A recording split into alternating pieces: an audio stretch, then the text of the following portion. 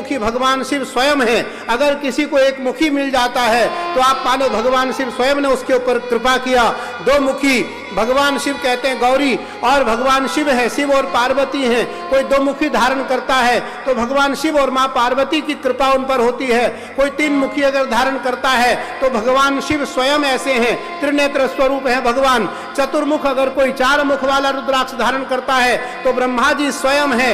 चतुर्मुख कोई पांच मुख पंचमुखी जैसे हमने धारण कर रखा है तो खड़ानन भगवान कार्तिक स्वयं है। छह मुख यदि किसी को प्राप्त होता है तो षडानन कार्तिक भगवान स्वयं है। पांच मुखी यदि कोई है तो भगवान पंचेश्वर है, पांच मुख वाले भगवान शिव हैं, इसलिए वो रुद्राक्ष भी अत्यंत महत्वपूर्ण है। सात मुखी यदि कोई धारण करता है तो वो देवी का रूप है, देवी उन पर कृपा करेंगी। आठ मुखी यदि कोई धारण करता है तो वो भैरव का रूप है।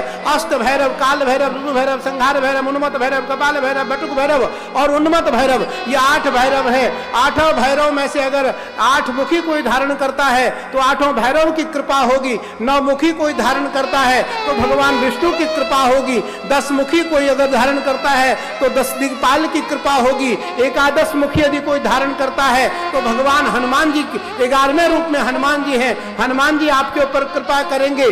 द्वादश मुखी 12 मुखी यदि कोई धारण करता है तो द्वादश ज्योतिर्लिंगा रूप, ज्योतिर्लिंग के रूप में भगवान शिव उस पर कृपा करेंगे। त्रयोदश यदि त्रयोदश अर्थात 13 मुखी रुद्राक्ष कोई धारण करता है तो भगवान कहते हैं मैं उसकी पूर्ण रक्षा करता हूं। और 14 मुखी यदि कोई धारण करता है तो भगवान कहते हैं मैं स्वयं उसकी रक्षा करता हूं।